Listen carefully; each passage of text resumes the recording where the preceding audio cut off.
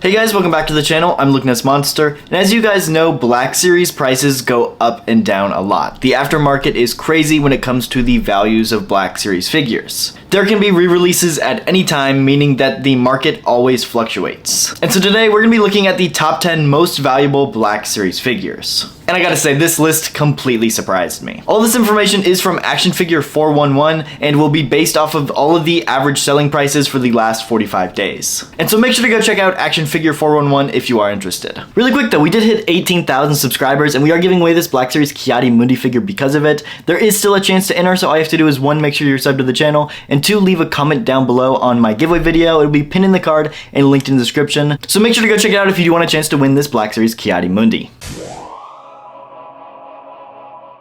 Coming in at the number 10 spot is actually the BlackSeries Snowspeeder. And this is surprising to me just because whenever this thing was on store shelves, you could not give this thing away for the retail price. It originally retailed for 120 bucks, which is honestly a great price for this set, but unfortunately it just didn't sell very well and it peg warmed quite a bit. It went on clearance at a lot of different stores, and even at like GameStop, I want to say if you bought it like on the right day with the right coupon, you could get it for like $17, which is just crazy to me.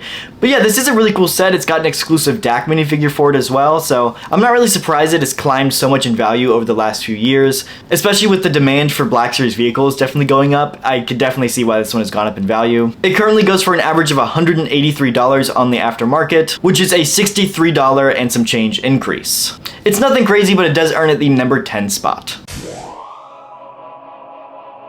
Coming in at the number 9 spot is actually Scorch from Delta Squad. And this is one of those figures that I think is justified for the increase in value, just because he's clearly the best figure from Delta Squad that we have in the line. The other ones are kind of inaccurate. They're missing some of the extra like armor bits. The weapons aren't necessarily accurate. This figure comes with a custom backpack, brand new blaster, all the extra armor bits you'd want for this guy, and the paint scheme is easily the best of all the commandos. He easily looks the coolest. He's got all those unique parts. And I feel like he also had just a limited run. It was kind of like during the Hasbro plastic-free packaging era, and I feel like he didn't show up in stores for very long. He currently sells for an average of $92.58, so almost $100, which is just crazy to me. That is a $64.59 increase in price. And to be honest, that is crazy for a figure that originally cost $28. That is a huge increase.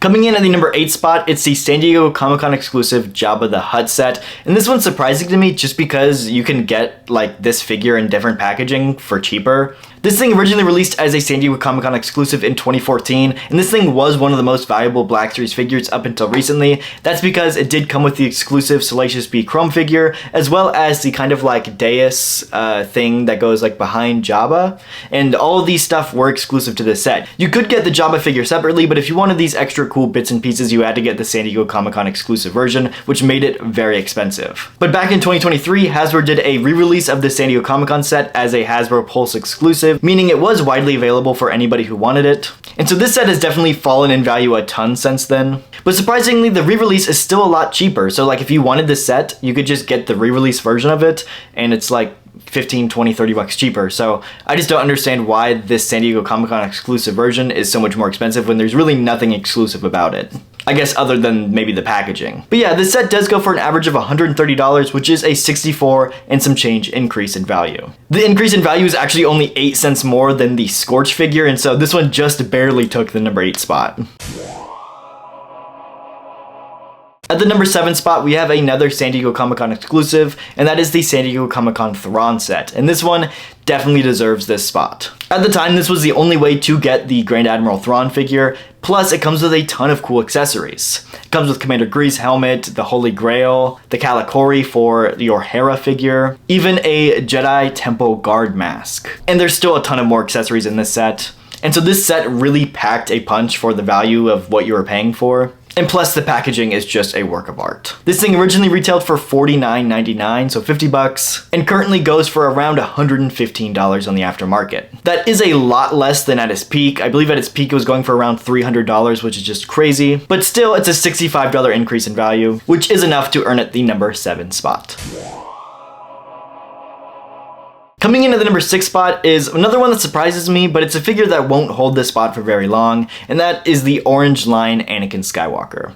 This surprises me because the archive version of Anakin is far better. It does come with the photoreal update slash like photoreal application, and so it's more realistic to Hayden Christensen. And so I feel like that one should be worth a whole lot more. But surprisingly, this orange line version is worth more in the aftermarket. I guess maybe the orange line packaging is just a lot more appealing than the archive version. But regardless, it goes for a whopping $94 on the aftermarket, which is a $74 increase in value. It won't stay up here very long because the brand new SECC exclusive Anakin as well as a single release will be coming down the line, and so that will just drop the value of this figure a ton. And so once that figure releases, it's not going to be worth very much. At the number 5 spot is one of my personal holy grail figures, and it's something that has just dropped in value a lot, which really surprises me, but it is the San Diego Comic-Con exclusive Kenner Boba Fett. This figure used to be worth so much on the aftermarket. This was exclusive to San Diego Comic-Con in 2019, and it did retail for $24.99. It is obviously based off of the most iconic Star Wars toy of all time, being the rocket-firing Boba Fett. At its peak, it was selling for over $275, but currently the aftermarket value is around $106, which is still a ton for an action figure, and it is an $81 increase in value.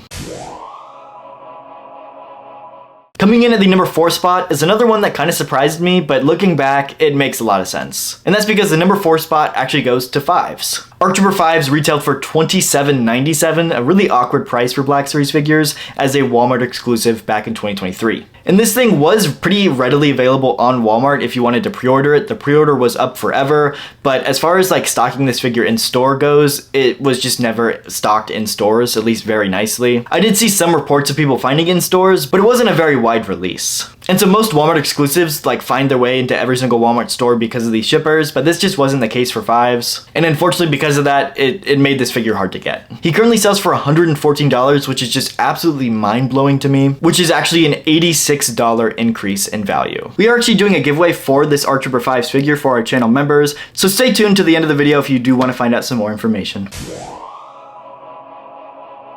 Coming in at the number 3 spot is another figure that is just weird that it still held so much value, but that is the first ever San Diego Comic-Con exclusive, the 2013 Boba Fett and Han and Carbonite 2-pack. And I gotta say, this is a really good looking set. The box is really cool, the presentation is great, it's just a good looking BlackSeries exclusive. It retailed for $44.99, and of course was exclusive to San Diego Comic-Con. The thing is though, Boba Fett and Han and Carbonite have both had several releases since this set, and so there's nothing exclusive to the San Diego Comic-Con figure. The Boba Fett is exactly the same as every other release of Boba that we've gotten for Empire Strikes Back, and Han and Carbonite has also got a carded 40th anniversary release as well. And so if you want this set, you can just buy Boba Fett and Han and Carbonite separately. The only thing that's exclusive to the set now is the packaging. Regardless though, this set still sells for an average of $141, which is just crazy to me because you could get both of these figures for a whole lot cheaper if you just buy them separately. Regardless though, that is a $96 increase in value. Coming in at the number 2 spot is a figure that I am not surprised at all that it's worth so much, and that is the Duels End Darth Vader. This figure was a Target exclusive back in 2023, I believe. And of course, it just depicts Darth Vader at the end of his duel with Kenobi in the Kenobi show. So he's got the battle damaged helmet with the Hayden Christensen face underneath. It's one of the coolest BlackSeries figures ever made, and to be honest, it's one of my favorite all-time figures. It was a Target exclusive, so it was a little hard to get, but as far as pre-ordering it goes, it was pretty readily available to pre-order, and in stores, you could pretty easily find it in stores too. But it is one of those figures you don't really know what you're missing until it's gone, and I think that's definitely the case for this one, because now the average sale price is $135. And that's just really strange to me because looking like 2 or 3 months ago, this thing was going for an average of $60 to $80, and just in the last few months, it has skyrocketed in value. I'm not really sure what the cause of this figure skyrocketing in value is. I don't know if it has to do with May 4th or something else, but it just happened to jump a lot in value. So we'll see if it maintains this high price or not over the next few months, but right now it does get the number 2 spot because that is a $107 increase in value. If you made it this far into the video, you're probably a big fan of the channel, so let me tell you about our channel membership giveaways for the month of July. For our standard members, we're going to be giving away this BlackSeries Rebel Commando figure, and for our premium members, we're going to be giving away this BlackSeries ARC Trooper 5s. Anybody who hits that join button down below during the month of July will automatically be entered to win, so make sure to go down, hit that join button down below, and become a channel member. And then coming in at the number 1 spot is, to be honest, this makes perfect sense to me. It's just kind of surprising because it's a really recent release. And that is the Yoda and Commander Greed 2-pack. This thing was a Hasbro Pulse and Shop Disney shared exclusive, which retailed for $44.99. And to be honest, most clone troopers go up in value a ton, but that's not the case for this set. It's because of the Yoda figure that's a part of it.